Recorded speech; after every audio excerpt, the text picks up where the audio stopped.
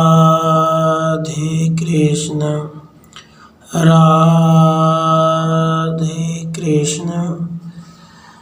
राजा बलि का शुक्राचार्य के दिए हुए उपदेश पर विचार करते करते समाधिस्थ हो जाना, दानवों के स्मरण करने से आए हुए दैत्य गुरु का बलि की सिद्धावस्था को बताकर उनकी चिंता दूर करना।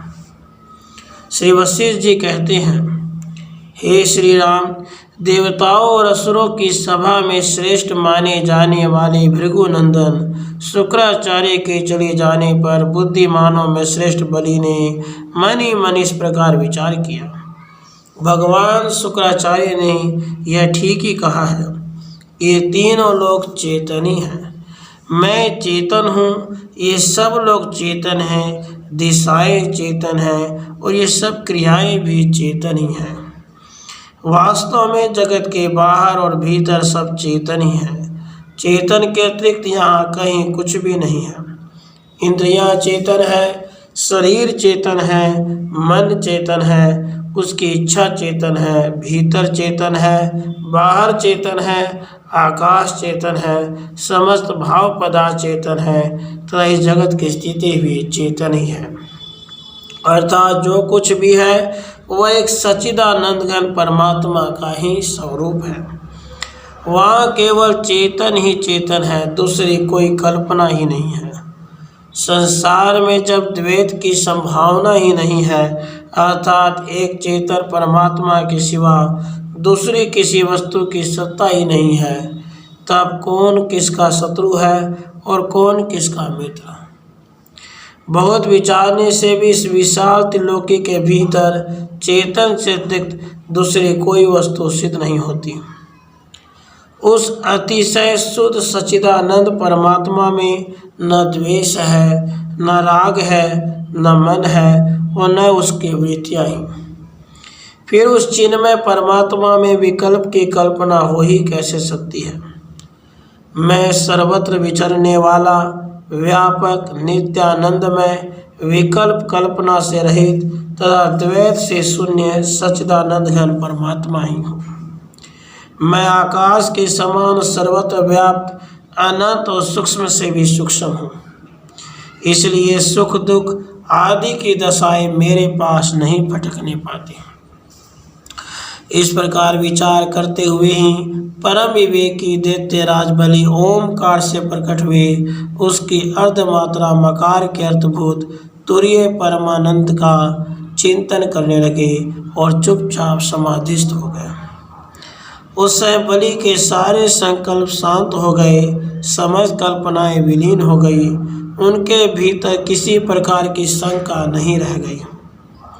वे ध्याता, ध्येय और ध्यान से रहित हो गए। उनकी बुद्धि से चैत्य, चिंतक और चिंतन की त्रिपुटी दूर हो गई। वे निर्मल और वासना शून्य हो वायु रहित स्थान में रखे हुए दीपक के लौ के समान निश्चल हो गए। उनका मन सर्वथा शांत हो गया। वे महान पद परमात्मा को प्राप्त हो गए थे। वे वहाँ रत्न निर्मित वातायन खिड़की में दीर्घ काल तक उसी तरह अविचल भाव से बैठे रहे, मानो प्रस्तर में खुदी हुई मूर्ति हो।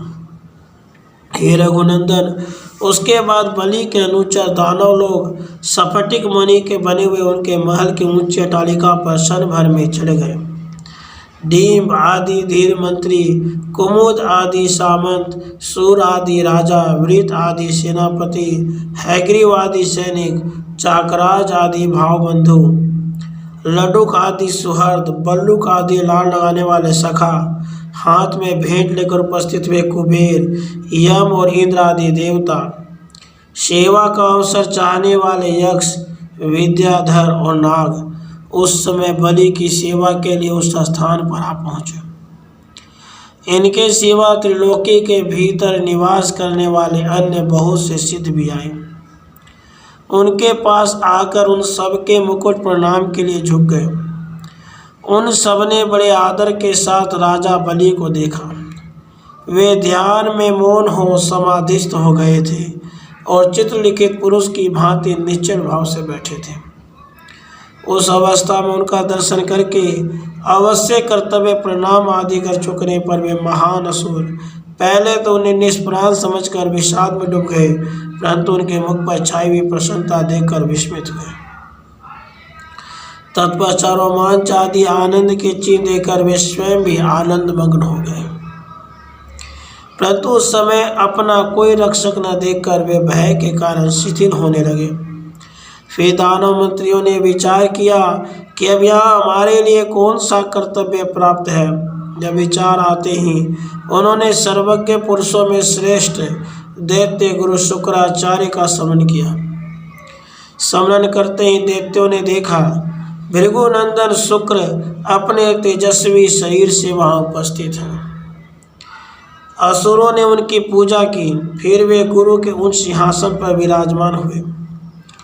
उसके बाद शुक्राचार्य जी ने दानवराज बलि को देखा, जो मौन भाव से ध्यान मग्न होकर बैठे थे। क्षण भर विश्राम करके शुक्राचार्य जी ने बड़े प्रेम से बलि की ओर देखा और विचार करके वे निश्चय पहुंचे कि बलि का संसार पे भ्रम नष्ट हो गया है।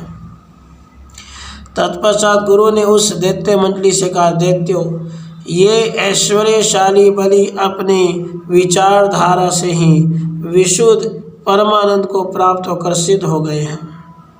यही अतिशय शांतमय परमानंद है। दानव शिरोमणियों, ये इसी तरह समाधि में स्थित हो अपने परमानंद स्वरूप आत्मा में नित्य स्थिति को प्राप्त हों और निर्विकार परम पद का साक्षात्कार करें। दानवों, जैसे थके हुए पुरुष को विश्राम मिले, उसी प्रकार ये बलि भी चित्त की भ्रांति से रहित हो परम विश्राम को प्राप्त हुए हैं। इनका संसार रूपी कोहरा ज्ञान शांत हो गया है, अतः इस समय तुम लोग इनसे बातचीत न करो।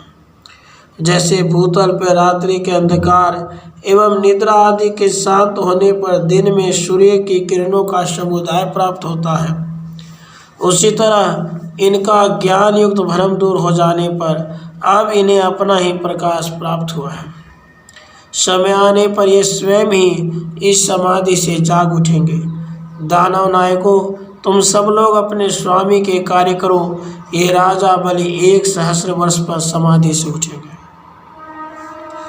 गुरुदेव के ऐसा कहने पर दैत्यों ने हर्ष, अमर्ष और दुख से उत्पन्न हुई चिंता को त्याग दिया तथा पहले की व्यवस्था के अनुसार बलि की राज्य सभा का सुदृढ़ संगठन करके वे सभी असुर यथाधिकार अपने अपने कार्य में संलग्न हो गए।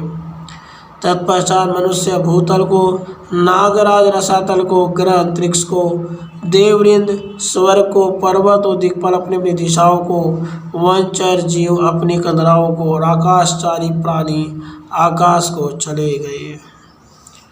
राधे कृष्ण राधे।